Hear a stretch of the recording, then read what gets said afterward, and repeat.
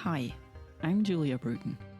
This is about We Are Woman, a podcast exploring female and new aspects on the topic of VR. Hello, everyone, to a new episode to We Are Woman. Today, I have two special guests sitting here for the first time. It's Deirdre V. Lyons. Hello, Deirdre. Hello, hello. And Whitton Frank. Hi, everyone. From the States. And both of them are right now in Berlin for the Amaze Festival, a gaming festival in the city. And they brought a project of their own with them. And also, Deirdre, you were in the jury, right? On the jury. Yes, that's correct. Yeah. So what we normally do at VR Woman, we tell a little bit of ourselves, where we came from and how we got the connection to VR. Maybe, Deirdre, if you want to start and tell us shortly your path to a new medium. Sure. So I kind of started back in, I've been a performer all my life. And in 2016 started doing immersive theater. So before that, I'd done film and television as much as I could, done theater all my life since I was a child. But immersive theater is a different kind of theater where the audience is part of the show and interacting, and it's not on a stage. It can be anywhere, like a laundromat or a house or, a doctor's office. It can be all these random locations. And I was doing that along with producing work in general in LA, because you can't really get anywhere without creating your own stuff, because you're trying to raise your visibility and it's very hard to do so. So those two things had been sort of in my background when I stumbled upon some friends in a photo on the No Proscenium Facebook group going, hey, you should check out what these guys are doing. And I was like, I know half those people. What are they doing?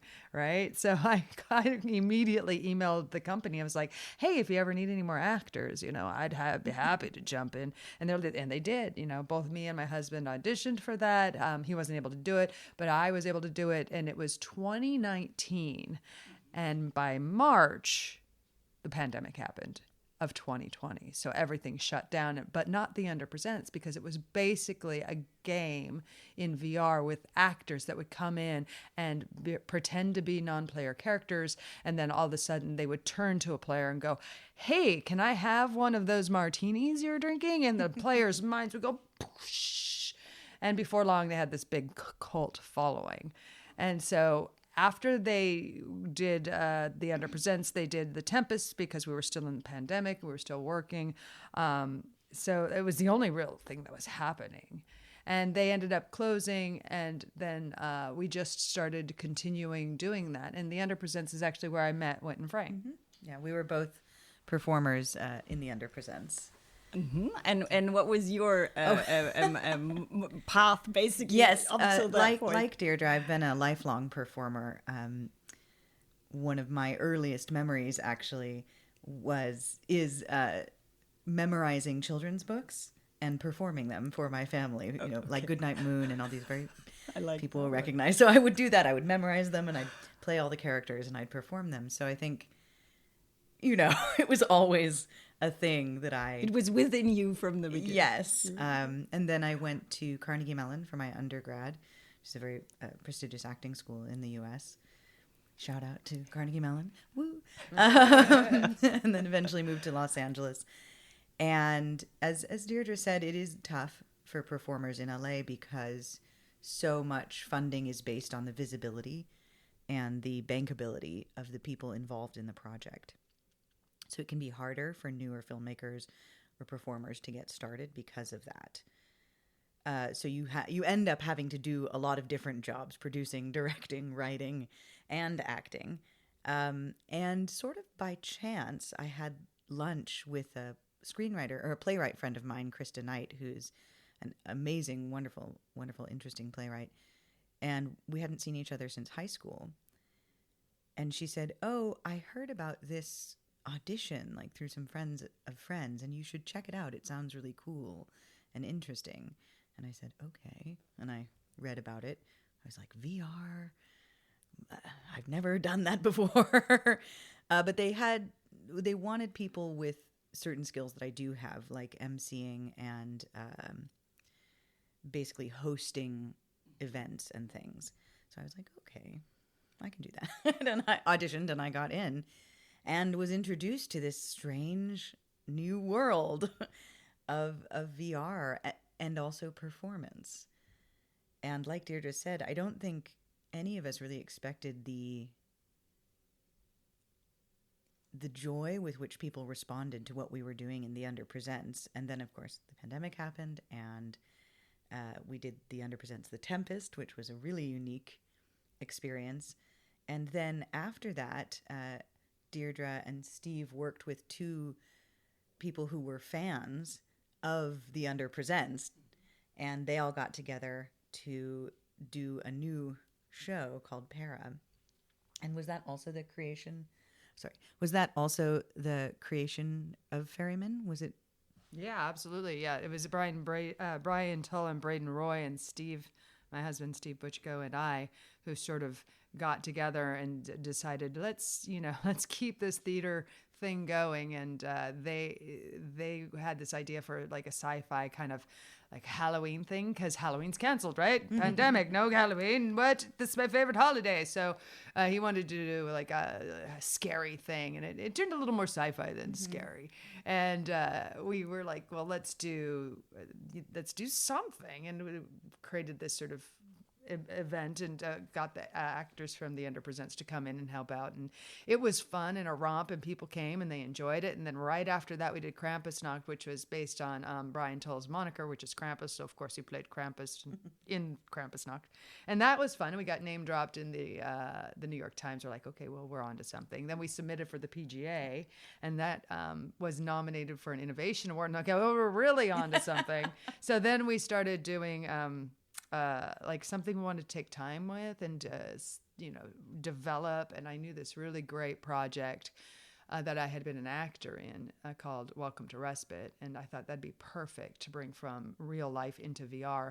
Called up Lindsay Scoggin, who was the creator of that piece, and she's like, I'm not doing anything. She bought a headset, and there we go. We were off to the races. Now, Whitton was an actor in Para, but we asked her to come on board during Welcome to Respite. I basically was like, I want to come on board. I want to be a part of this, because even with Para, I knew from my experience with live performance in VR in the Underpresents that this was something that people were responding to.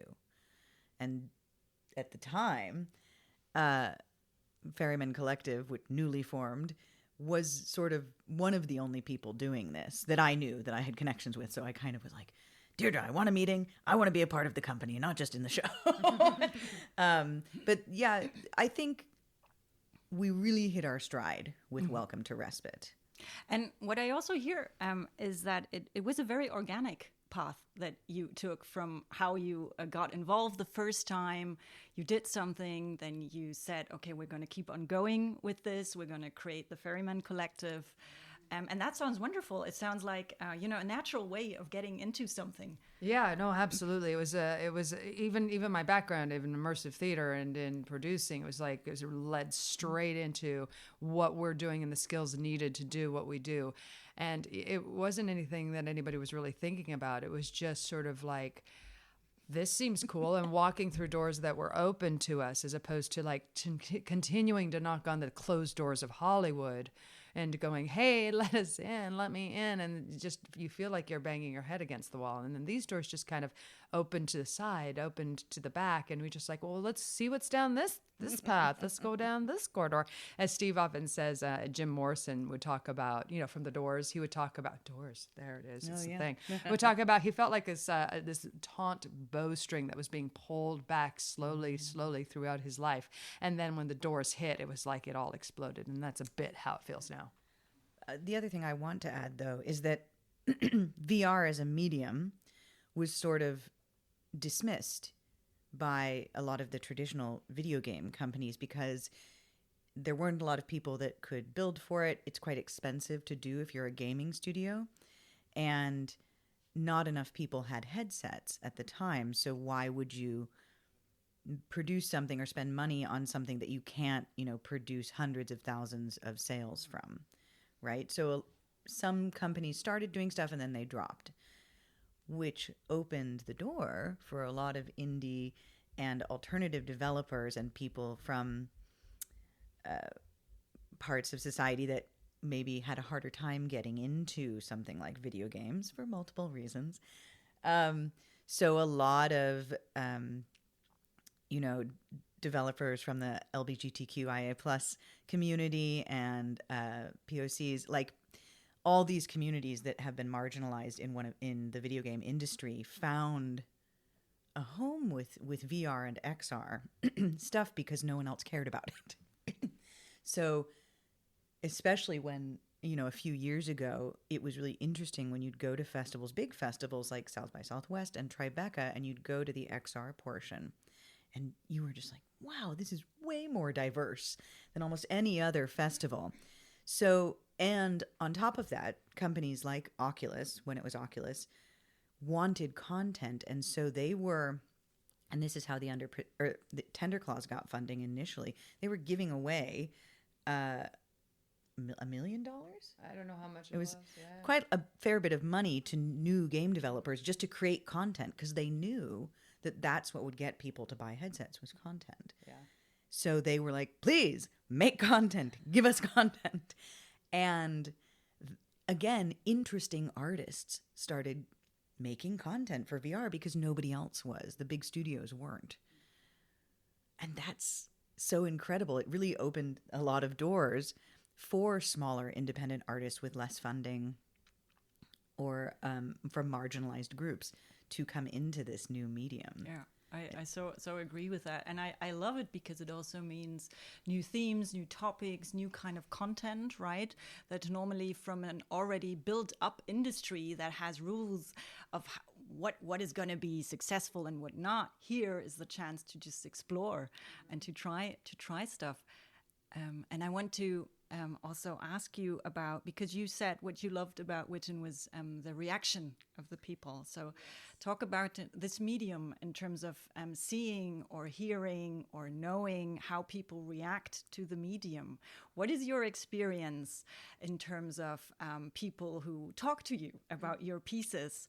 And how do you feel about that when you compare it maybe to work with in the film industry before, where you have, the finished work, you have a flat screen, people watch it, and they might later come towards you with certain reactions. But is there a difference to what you experience now in the field of VR when it comes to reactions? Yes. I think what's so exciting, or maybe what titillates me the most about what we do, is that we're combining a very, very old medium, theater, with a very, very new medium, VR, and making something entirely its own. That is so exciting to me. So we get, because we have live actors in our pieces, it's not pre-recorded, it's not AI. You're not interacting with NPCs, you're interacting with a real human on the other side of that avatar. And that is really where the magic is. Because once people know that they're talking like we are with a real live human, they feel way more comfortable and vulnerable and able to open up and be honest in a space that I think can be very disorienting in the virtual space for a lot of people. And we're sort of offering them that lifeline a little bit, saying, no, it's okay. Someone is here with you, right? Someone is experiencing this with you and listening to you. So, yeah, so we get that. I think the thing that you're referring to is when I talked about a hug in VR, which both Deirdre and I have experienced. We've hugged each other in VR, and we've hugged other people that we have no idea who they are. But what's fascinating about that is you're probably in your house hugging air. But what you're seeing is, and you're knowing, is another person in front of you. And you're hugging them virtually, but it hits the same sort of notes. It resonates also differently in the brain, right? Mm-hmm. It's a little bit like this story of the basketballers who, the one group played basketball and the other one all day thought about playing basketball. And later they scanned the brains and they saw that both of them actually had areas lit up in the brains where it's about experience. Mm-hmm. And so it sounds that it goes in that direction, and that it's actually a very social medium. Yeah, a lot of people think that, VR is just this sort of thing where you go in and you're all by yourself, and that has not been our experience. Our shows are very social. It starts in a lobby, a traditional theater where you'll go into a lobby and then you'll go into a show and then you come back into a lobby. Ours is very similar. You go into sort of a lobby, except for we're not obligated to make a lobby look like a lobby. So maybe it looks like a child's playroom. Maybe it looks like a space age station or whatever. And you're greeted by an actor and they get you to sort of be comfortable in the space because they're coming in with, getting used to a lot of tech. I often say it's like driving a car to the theater. We're teaching people to drive the car to the theater. Well, we're teaching them to get into virtual reality in our version of theater. And then we bring them into the lobby. We get them comfortable, bring their mindset around into where we want them to be before the start of the show. We do the show. And at the end, we do the same thing. We bring them out. There's a lobby. There's connection, and then they get out of VR. So it's a whole similar experience to go to theater in VR as it is in real life. So just prior to our talk, we talked about the situation, the beauty of VR, that you are a lot more free to access those possibilities to be together and social, but basically from your home. Yeah. Right. Can you tell us a little bit about your productions? Like, how would it work? Do you have certain dates that those things are happening, and then I'm at home, I put my headset on, and then I'll meet you in the show? Yes. Exactly. I think we both had the same reaction. Okay. That's what we do. But actually, this time at Amaze in Berlin, right? You did it a little bit differently. What happened this time? So with we call them our main stage shows. So these shows that we spend a year to 2 years working on and perfecting, and we take them on the festival circuit. And that is a little bit different from how the shows will eventually be, which is purely online. So we'll have people at the festival in headset, and then our actors will be off-site normally. So we have actors. We're very lucky to have wonderful, wonderful performers all over the world. This also, I think, is helpful for actors, right? Because you could do one of our shows for an hour or two in the morning and then still do a theater rehearsal at night, or so, right? That is so true. We've even had a performer do a show from on set from a trailer. So it really there's a lot of potential there for performers. But anyway, I digress. So this time though, we had not only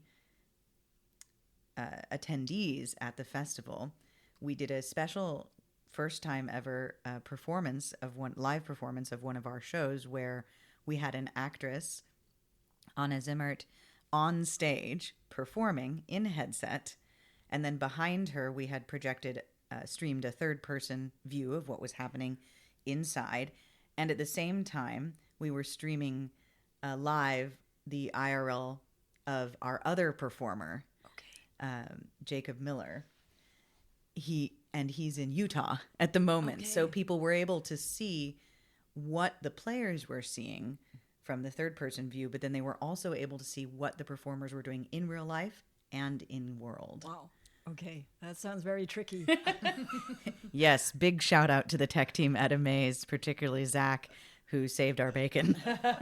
It's true. And also a shout out to Amaze in general. We were talking earlier about, indie versus mainstream gaming. And I think Amaze really has their fingers on the pulse of the indie and interesting creatives out there doing stuff that's pushing the envelope and making games that are not the traditional AAA games that everybody knows, but these really fun, quirky, independent games that are way more innovative and exciting than what they're putting out with the first person shooters and stuff.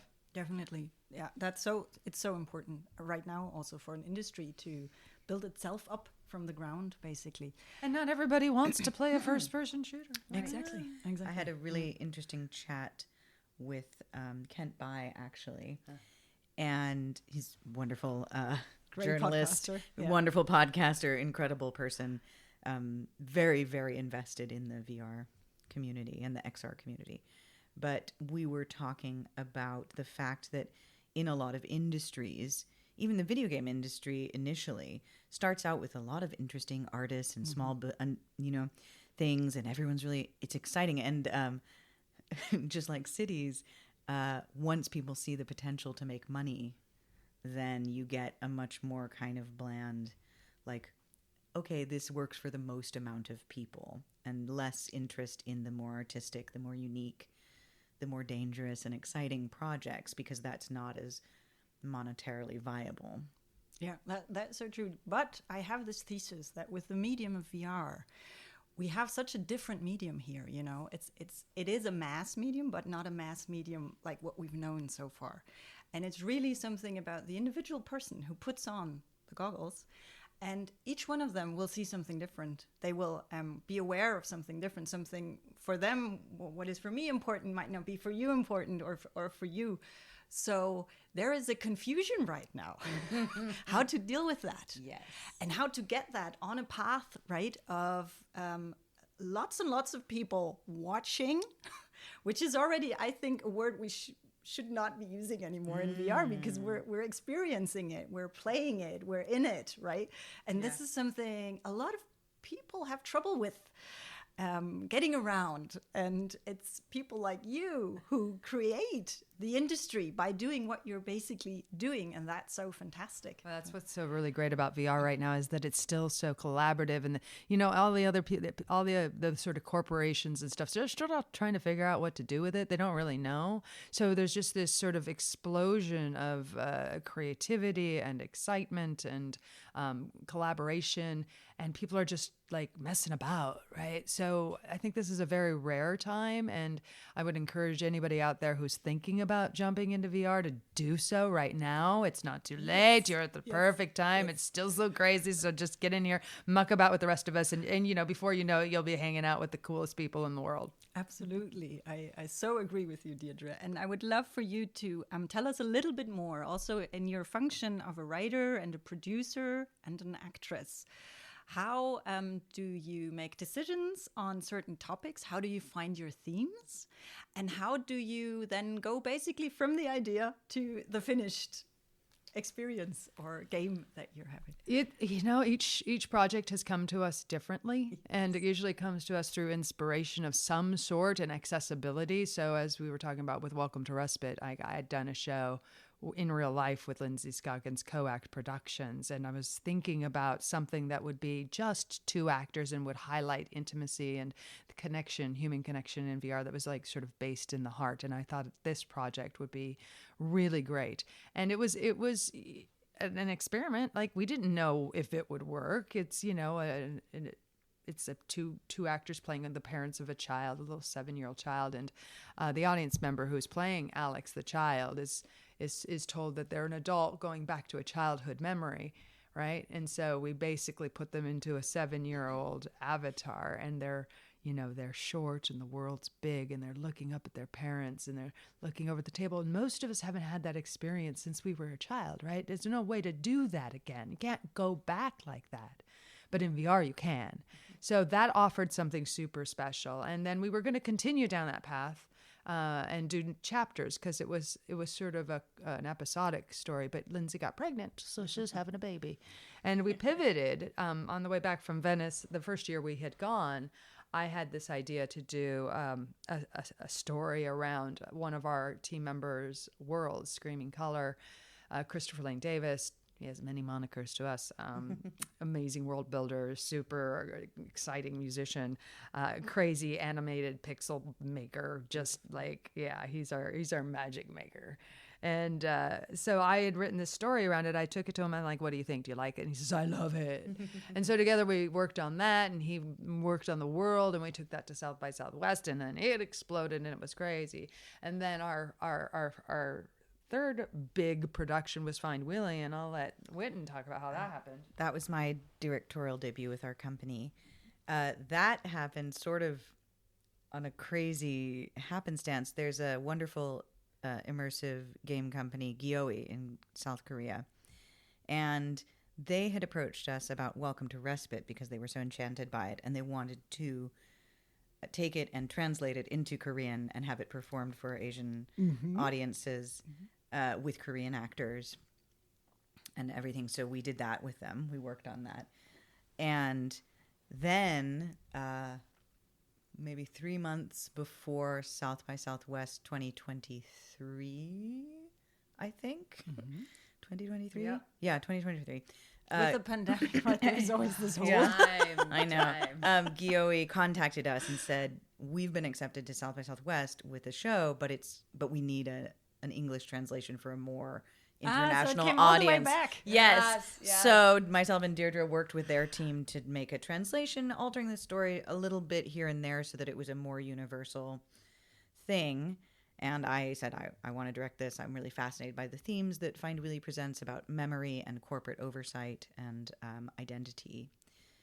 And so we did. We had 3 months, which is a very short time for us to kind of get this show ready for South by, which we did. And it's continued to grow and change in its festival journey. So yeah, as Deirdre said, each show has come to us differently. And our next show that we're working on is called Uncanny Alley: A New Day, and it's in development currently. And how that one happened is that we were in Rain Dance, and we took 2 of the world builders from Rain Dance through our show because we loved their worlds, and they had this amazing lore that was sort of hinting at a story that we could develop. And we ended up working with Rick Treweek to create the new show that we're building, and this one will be directed by Stephen Butchko. And it's because we went through their world and saw this beautiful world and thought, oh, maybe we can make something, out of this if they're willing. And he was game. So you see how it was just sort of happenstance in certain situations that caused us to pursue something, and it's opened up, beautifully in a way that we've been excited. But it wasn't like we thought, okay, I want to do X and then did X. It was just sort of what was around us, and that's kind of how we've chosen projects thus far. I really have to say, I also love the energy that comes. Both of you are so playful, and you're so in what you're telling me about the stuff that you're doing. It's just amazing. I can see how it just flows, kind of. Right? It's beautiful. I think, it helped that Deirdre and myself had worked together before, and we actually had, in the Underpresents, there were some characters that we played that were sisters. So that was such a nice moment. Like, we ended the show was closing, so we ended up wrapping up this storyline, and she and I were in this. I was like, hey, I want to do this scene where the sisters are reunited, right? And one of them is in the distance, has passed, right? Mm-hmm. So the psychic, which is played by Whitton, I was like, I have to get the psychic and talk to my sister. So we had this wonderful moment where we had this scene that played out with all the players. I don't even know if they were I was crying. She was crying. I don't know what the players were thinking, but we had this moment in VR where we were just like, and then we, both thought, wow, this is way powerful. And that game's more like comedy and strange, and very surreal. It's lighthearted. But that moment was. But there were dark moments in that show. In I think the Underpresents in general, that's what made it so neat, is that there was a lot of comedy and silliness and fun, but because of how the relationship with the fans and the actors developed, it really took on its own life. And I think a lot of storylines for characters went in directions that the makers originally, and certainly us as performers, didn't know where they were going to go. Because, and I think, but my point was that Deirdre and I think, realized that we had kind of a sympathetic relationship, and so it made working together very easy. Mm-hmm. And similar goals and ideas about how to use this medium. So it just has seemed like a very natural fit. Yeah, it's a great thing to have people you can work creatively with. It's really a gift. Yeah, you gotta find your family. You gotta find your tribe. Absolutely. Thank you so much for being on the show. I'm definitely going to stay in contact. I have one final question. If people are interested in seeing your work, where do they go and what do they do in order to either get in contact with you or see what you've done in the past? Well, we're very, very accessible. You just look us up. We're around, we answer social media inquiries, and you just go to ferrymancollective.com, sign up for a newsletter, and we'll make sure to keep you up to date with all the stuff that we do.